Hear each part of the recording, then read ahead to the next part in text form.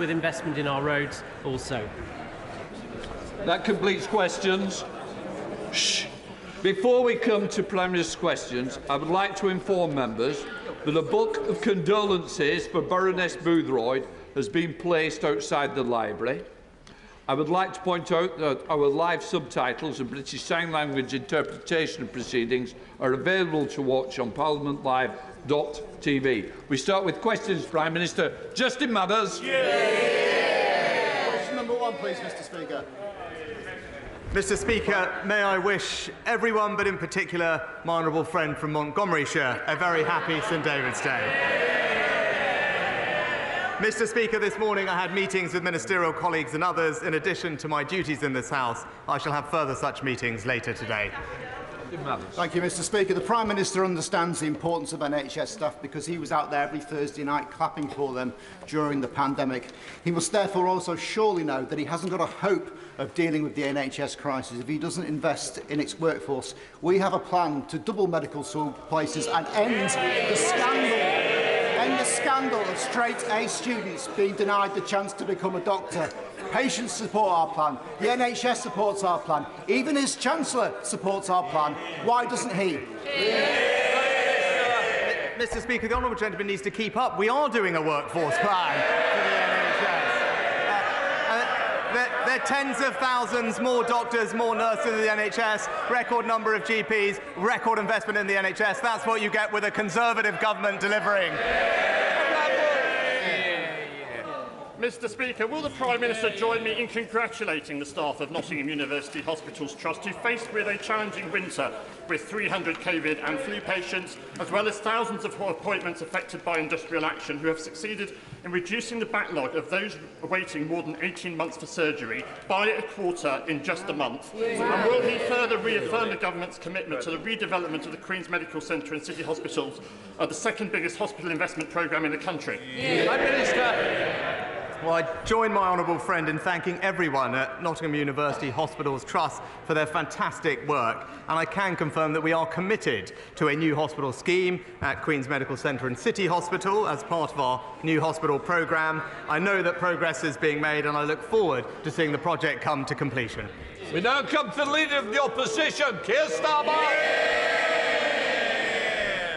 Thank you, Mr. Speaker, and can I join the Prime Minister in wishing everybody a happy St David's Day. Mr. Speaker, after 13 years of Tory failure, the average family in Britain will be poorer than the average family in Poland by 2030. Exactly. That's a shocking state of affairs. If the Tories limp on in government, we're going to see a generation of young people learning to say Auf Wiedersehen, pet in Polish, aren't we?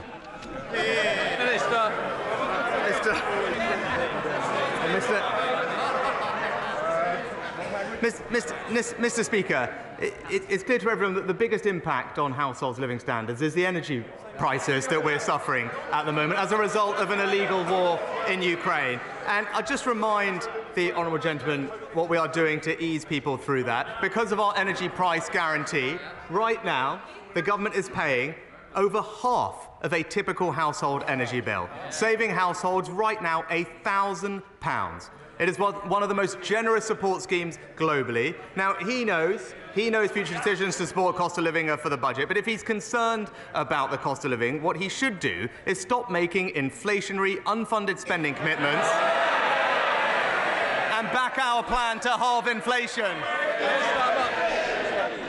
The dictionary definition for unfunded commitments is last year's kamikaze budget.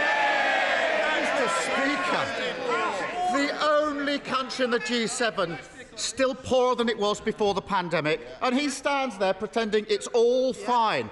Total denial about the damage and decline that he is presiding over.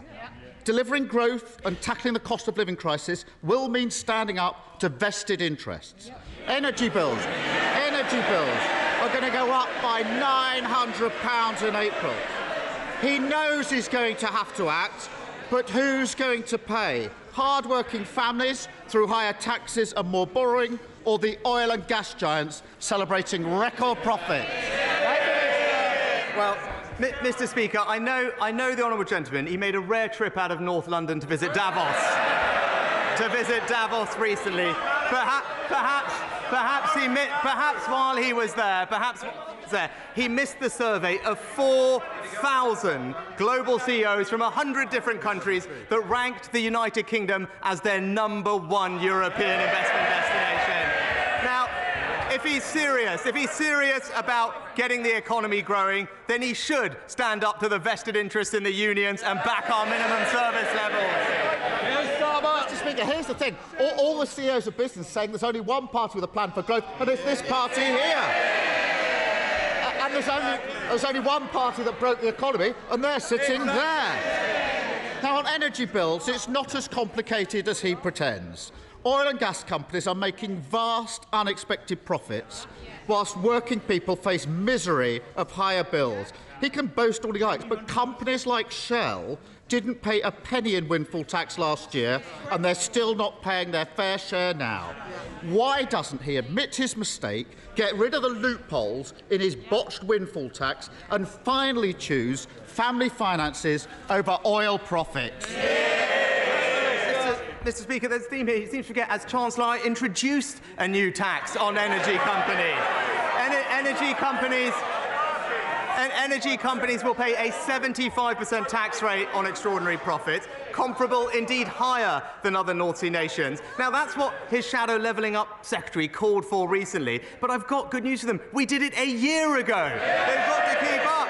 Now, I know, Mr. Speaker, they claim to support levelling up, but they really do need to keep up. Keir Starmer.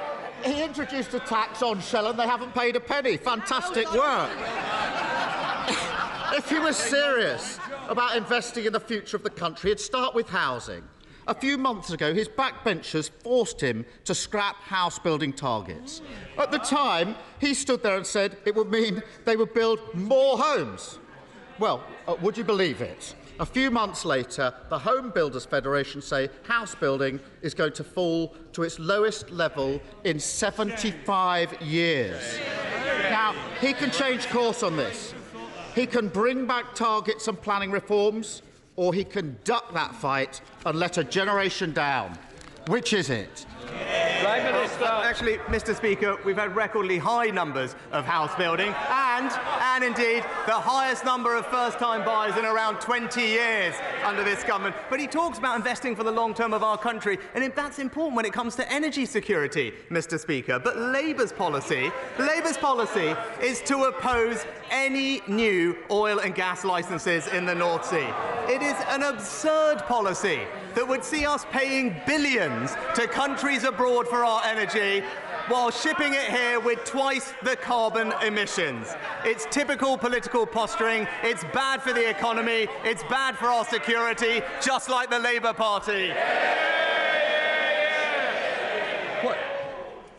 Because of the noise, I don't think the Prime Minister is hearing the questions, because I do think it was on house building. Keir Starmer.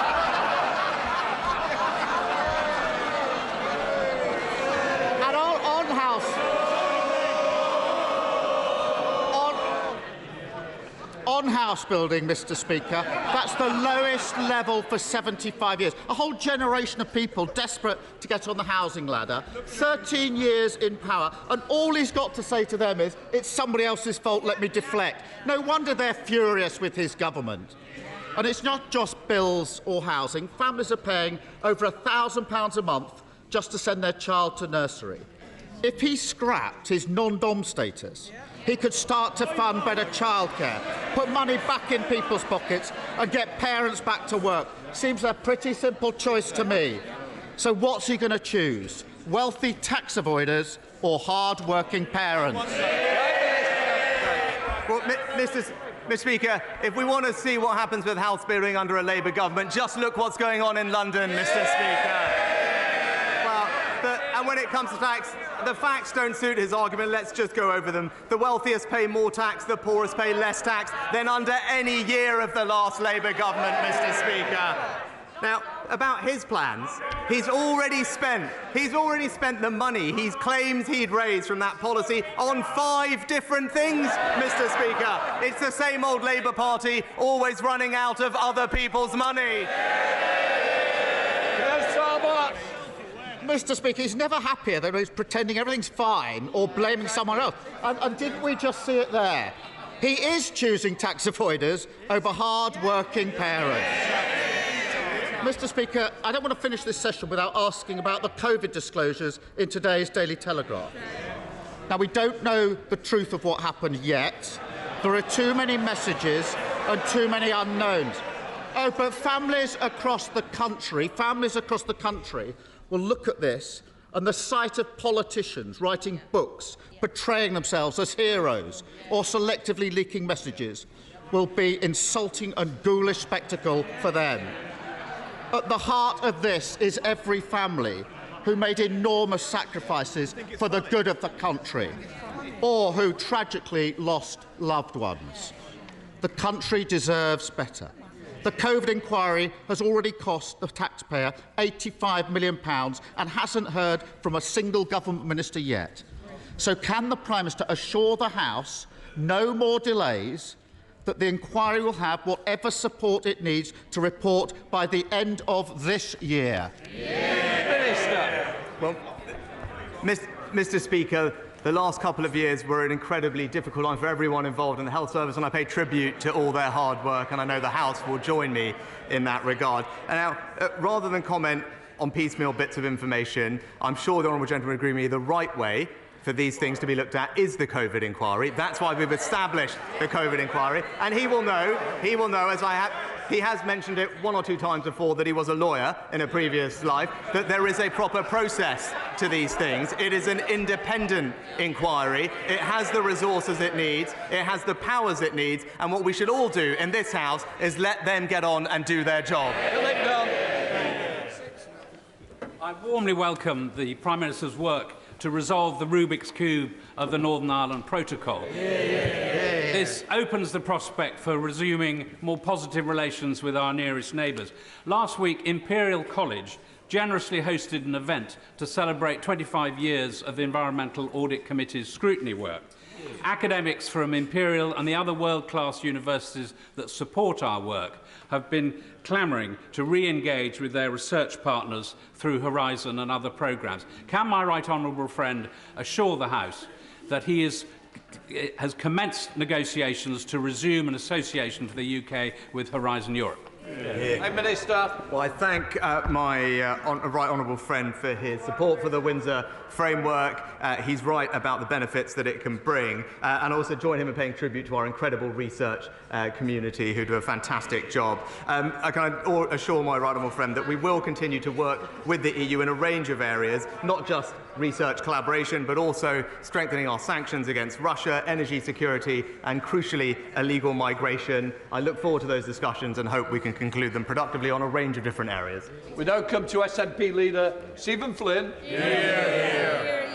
Mr. Speaker, yesterday the Prime Minister said that EU single market access was special, exciting and attractive. If that's the case, why is he denying it to the rest of us? Prime Minister. Well, Mr. Speaker, it's disappointing that the honourable gentleman is seeking to play politics with the situation in Northern Ireland. Northern Ireland, as he well knows, has a unique place in the United Kingdom, and what we are trying to do is restore the balance inherent in the Belfast Good Friday Agreement, and he would do well to acknowledge that. Stephen Flynn. Mr. Speaker, let's be clear. What the Prime Minister said yesterday was that EU single market access will be a good thing for business. Now, of course, that's in contrast to the leader of the Labour Party, who said in December that EU single market access would not boost economic growth. Does it hurt the Prime Minister to know that the Labour Party believe in Brexit more than he does? Mr. Speaker,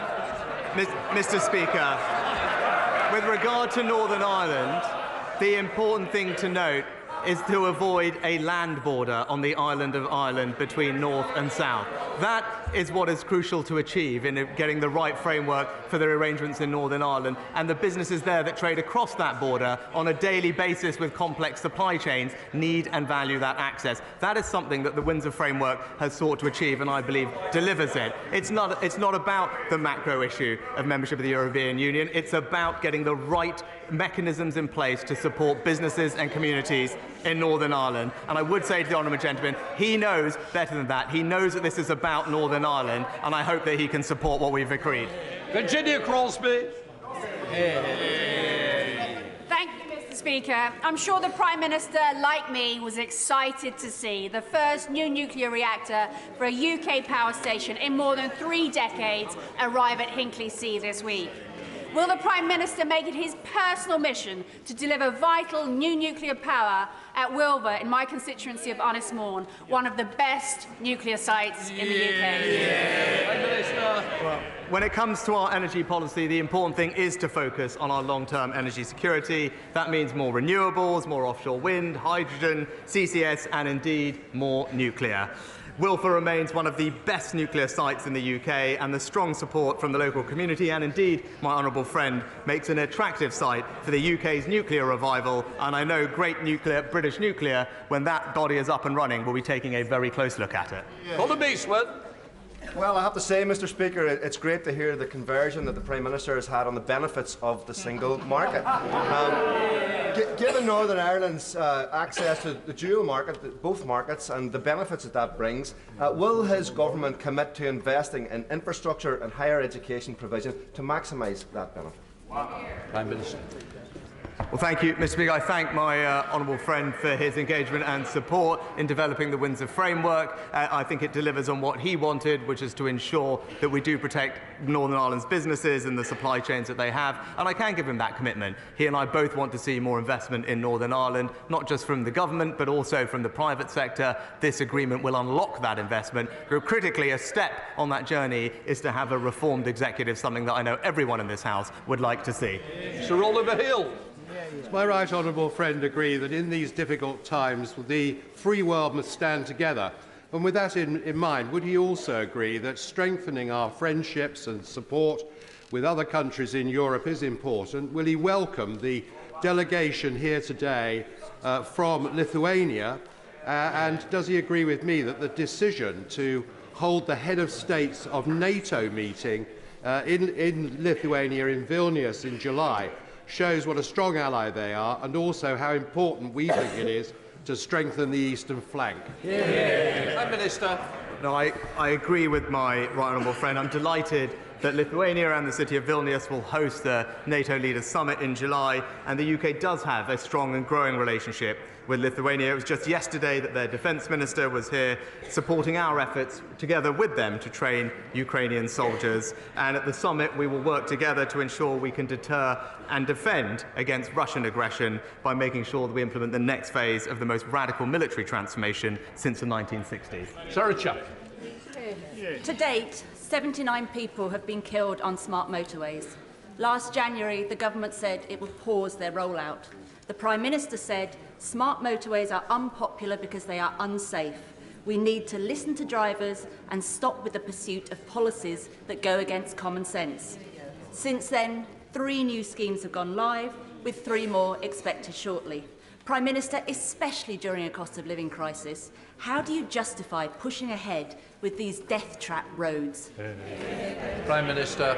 Well, Mr. Speaker, safety on our roads is our absolute priority, and we will do everything we can to make sure drivers do feel safe. Last year, we in fact paused the rollout of smart motorways not already in construction while we consider the data and next steps. And in the meantime, we've committed almost £900 million for safety improvements across the entire network. Angela Richardson. Zero Carbon Guildford won national recognition here in Parliament, receiving the Climate Coalition's Innovative UK Community Project Award. They've taken what is often an overwhelming subject and turned it into local issues with tangible solutions to give people agency. Will my right honourable friend join me in congratulating all the volunteers, including Ben, Izzy and Mark, on their award? And does he agree that grassroots organisations like Zero Carbon Guildford are key stakeholders stakeholders in our national journey to achieve net zero? Prime Minister. I join my honourable friend in congratulating Zero Carbon Guildford for receiving the Climate Coalition's Innovative UK Community Project Award. She's absolutely right that community empowerment, engagement and action can play a role in supporting the UK's transition to net zero, enabling communities to access the benefits that it brings, from greener jobs to improved health. Councillor Smith. Thank you, Mr. Speaker. Last week I met with RCN nurses, and one of the biggest challenges that they face is the crumbling buildings of the Royal Lancaster Infirmary. Hospital bosses were promised capital funding as part of one of these so-called 40 new hospitals back in January, but it's March and they haven't seen a penny. So how many broken hospitals and broken promises will it take for the Prime Minister to finally fix something? Well, Mr. Speaker, we're investing record sums in the hospital capital upgrade programme across the country. I'm very happy to make sure that we're making progress on the scheme that she mentioned and ensure that gets the detail of that. But not just the 40 hospitals, but 90 upgrades around the country and up to 300 community diagnostic centres and electrical surgical hubs. This is a government that is backing the NHS with the resources it needs. Craig Tracy. Mr. Speaker, the tragic death of more than 50 people over the weekend when their small boat broke up off the coast of Italy is a sad reminder of the total disregard for life that the illegal traffickers who facilitate these crossings have in order to make their money. So can the Prime Minister set out what steps he's taken to bring an end to this barbaric trade, and also to reassure my constituents that stopping illegal immigration remains a key priority for this government? Prime Minister. My honourable friend is right that the tragic incident near Italy at the weekend demonstrates how too well illegal crossings put lives at risk. That's why last year the Home Secretary and I announced 5 new measures to tackle the problem of small boats crossings, including the largest ever boats deal with France and a landmark deal with Albania. But we must do more, and as soon as the legislation is ready, it will be brought to this House to ensure that if you arrive in this country illegally, you will not be able to stay. You will be swiftly detained and removed to your own country or a safe third country alternative. That is the right and responsible way to tackle this problem. Joanna Cherry. Thank you, Mr. Speaker. The Prime Minister and I have one thing in common. We've both had to step in and sort out legal and constitutional messes created by his predecessor but one, the Right Honourable Member for Uxbridge. Now, the Prime Minister has boasted that his new Brexit deal puts Northern Ireland in an unbelievably special position because it will have access to both the UK and the EU markets. And he said that this makes it the world's most exciting economic zone. So my question for the Prime Minister is this. If there can be a very, very special status for the province of Northern Ireland, why can't there be a very, very special status for the nation of Scotland? Well, Mr. Speaker, there is a very special status for the nation of Scotland, and that's inside our United Kingdom.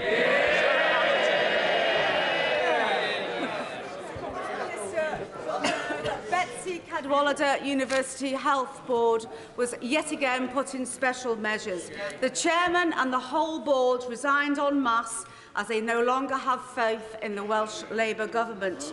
Yet on a call earlier this week, the Welsh Health Minister told me that it wasn't Welsh Labour government's fault that healthcare has collapsed in North Wales. Now, given that Labour run the NHS in North Wales, can he suggest to the people of North Wales whose fault it is and who should put it right? Prime Minister.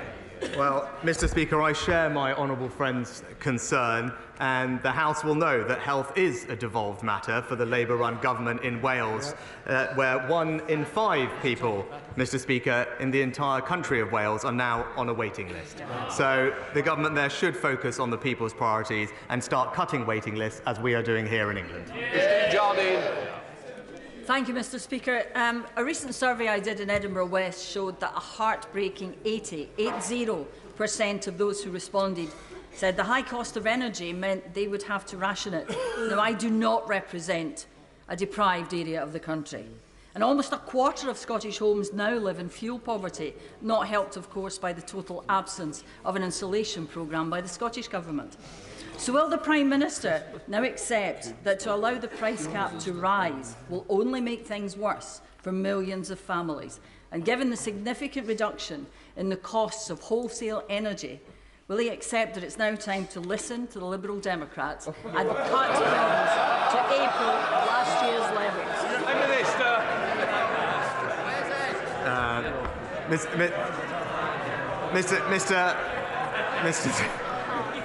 Mr. Speaker, it's the Liberal Democrat shadow energy secretary who said that there was no role for nuclear power in our future energy industry is not something that we need to listen to. But with regard to supporting people with energy bills, as I said earlier, because of the energy price guarantee, we're paying typically around half of a family's energy bill at the moment. That's worth £1,000 at the moment. But the support doesn't end there, Mr. Speaker. Over this next year, there will be around £1,000 of direct support to the most vulnerable families across the nation with their energy bills. And with regard to energy efficiency, I agree with her, it is important, which is why this government has allocated over £6 billion over this Parliament. And the new schemes that we've just put in place will help hundreds of thousands of households across the country, saving them around £300 on their bills through improvements to their energy efficiency. And you're right, it should be available everywhere, including in Scotland. Alberto Costa. Thank you, Mr. Speaker. As chairman of the All-Party Group for Greece, can I put on record how sad we all are for the tragic train accident that's happened in Greece and for the tragic loss of life? Mr. Speaker, double child rapist and killer Colin Pitchfork is once again up for parole next month. Now, I know the Prime Minister doesn't have any decision-making process in terms of the Independent Parole Board, but can he organise an urgent meeting with the Secretary of State for Justice so I can refer my constituents' views about this dangerous man and he can take that into account in his submissions to the Independent Parole Board? Yeah. Well, Mr. Speaker, Pitchfork's crimes were heinous, and our thoughts remain with Linda and Dawn's friends and family. My honourable friend knows that it is for the Parole Board to determine these decisions, but my right honourable friend, the Deputy Prime Minister, will be submitting his views on the Pitchfork case to the Parole Board before the oral hearing. Is happy to meet with the honourable gentleman again, and we have also recently published a root and branch review of the Parole Board system, which outlined our plans to introduce greater ministerial oversight, and I look forward to having the contributions and thoughts on that from my honourable friend. Ruth Cabret. Thank you, Mr. Speaker. Yesterday, new figures showed that there's been a 26% increase in people sleeping rough. Meanwhile, a Conservative Party donor spent £25,000 on a crystal-encrusted portrait of the Prime Minister, and another paid £40,000 for a shooting trip. Wow. Doesn't this show just how out of touch the Conservative Party is on the cost of living crisis?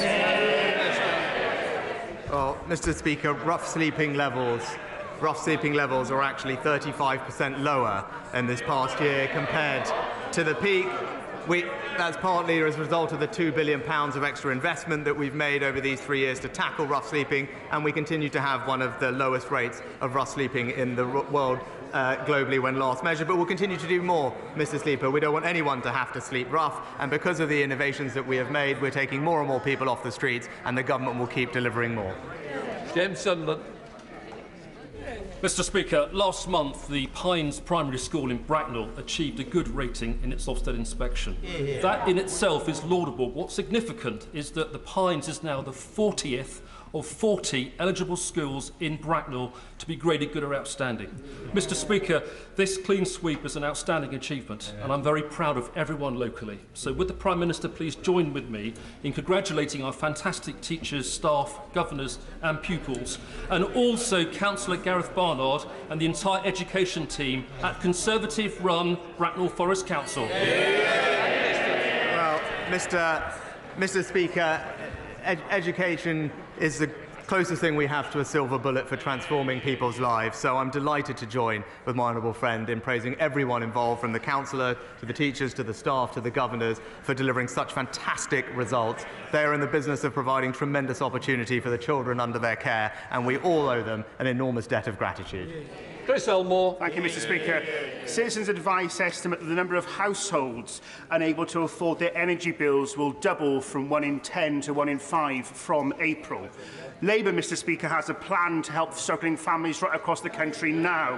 Why can't the Prime Minister see the need to take action on energy bills now, avoid the cliff edge, and they can shout all they like, Mr. Speaker, and stop plunging more people into poverty from April? Well, Mr. Speaker, we are helping people now. We are helping people with the energy price guarantee that is ensuring that there is a £1,000 saving on their energy bills right now. And, Mr. Speaker, we're providing further support over the coming year for the most vulnerable with direct cost of living support worth up to £1,000, but also a record increase in pensions, record increase in benefits, and a record increase in the national living wage, because that's what a Conservative government does. Of ceramics businesses are SMEs, which has meant they've not received the level of support that many other energy-intensive sectors have. So will my right honourable friend look at what more support, particularly financial support, can be offered to help this sector to decarbonise and invest in energy efficiency measures? Prime Minister. Well, I know my honourable friend is a powerful advocate for his ceramics industry, and rightly so. It's been a pleasure to meet with him and his businesses in the past. He'll know that our energy bill discount scheme does support businesses with their energy bills through to March of next year, and there are a range of other funds we have to support energy-intensive industries, the scheme that he mentioned, but also the Industrial Energy Transformation Fund, which provides capital grants to businesses like his to help them decarbonise, and I look forward to discussing this with him and his businesses in the near future. Trick Ready. Thank you, Mr. Speaker. It's been announced that on the 7th of May, a coronation choir will perform at Windsor Castle, comprised of some of the UK's keenest community choirs and amateur singers, such as refugee choirs, NHS choirs, LGBTQ+ singing groups, and deaf signing choirs. If it turns out that any of the refugees taking part in that choir have arrived here on small boats or from a safe third country, should they be deported to Rwanda before or after they sing for the King?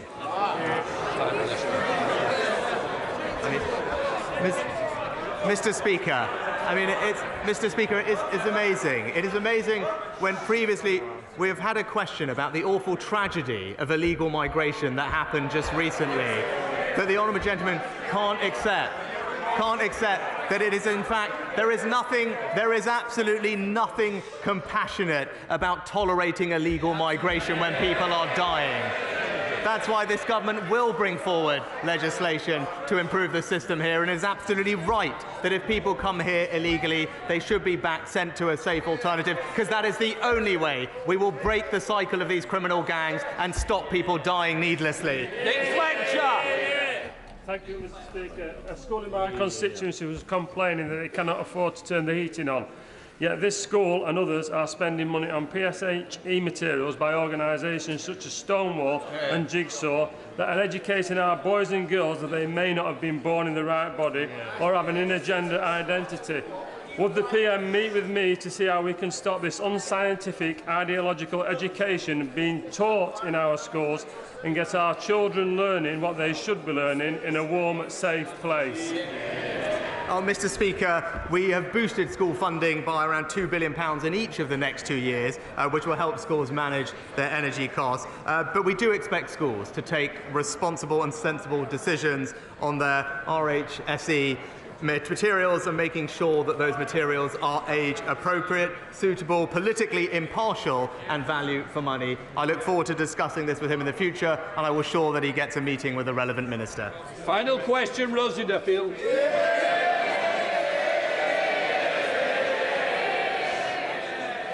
Thank you, Mr. Speaker. The Prime Minister may be aware of Sky News' investigation and report today on the over-the-counter sales of nitrous oxide or laughing gas to children and young teenagers. One alarming aspect is the change in the size of canisters from 8 grams to 620 grams. Wow. And ambulance call-outs related to overuse have tripled. Instead of criminalising the young people who buy nitrous oxide, isn't it time to take urgent action against those knowingly selling this harmful and potentially life-changing substance to children underage? I thank the honourable lady for her question. I share her concern and the concern of members across the House about nitrous oxide's detrimental impact on communities, its contribution to antisocial behaviour, and indeed I mentioned it in the speech I made at the beginning of this year specifically. The Advisory Council on the Misuse of Drugs is conducting a review of nitrous oxide and is looking particularly at this question. The Home Secretary has asked them to expedite their review, and we will consider their advice carefully when it is received. That completes Prime Minister's questions. No, they're urgent questions.